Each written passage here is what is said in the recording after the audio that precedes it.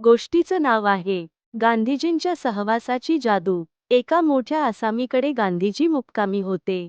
संध्याकाळी प्रार्थनेची वेळ झाली होती. हॉलमध्ये अनेक लोक जमले होते. प्रार्थना सुरू होणारच होती तेवढ्यात गांधीजी म्हणाले, इथे सगळे दिवे बंद करा. घराचा मालक ज्या टेबलाजवळ बसला होता तिथे त्याच्या डोक्यावर विजेचे बटन होतं. पण त्याने नेहमीच्या सवयीने ते बंद करायला आपल्या नोकराला हाक मारली. मात्र अचानक गांधीजी उठले. त्यांनी तडक पुढे चालत जात स्वतःच दिवे बंद केले. सारे सुन्न होऊन ते पाहत राहिले. प्रार्थना सुरू झाली. त्यानंतर रोजच्याप्रमाणे प्रश्न उत्तर झाली.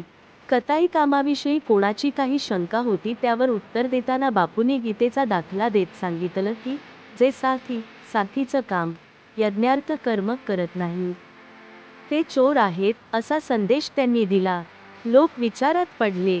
तेवढ्यात गर्दीत कोणाचा तरी धक्का दिला आणि टेबलावरील काचसामान खाली होऊन फुटले. ते पाहताच मालक तडक तिथे धावले. मात्र आता त्यांनी नोकराला न बोलता सगळे तुकडे ते स्वतः गोळा करू लागले. त्यांच्यात एवढं लगेच परिवर्तन कसं झालं? त्याच्या घरात गांधीजींच्या सहवासामुळे एक जबरदस्त अंतःप्रेरणा जागृत झाली होती. एका महान आत्म्याच्या उपस्थितीने मन परिवर्तन झाले होते. तात्पर्य: सत्प्रेरणादायी व्यक्तींच्या सहवासात माणसाचं वर्तन, विचार आणि जीवनशैली बदलते. आपण नेहमी चांगल्या लोकांच्या सहवासात राहण्याचा प्रयत्न करावा.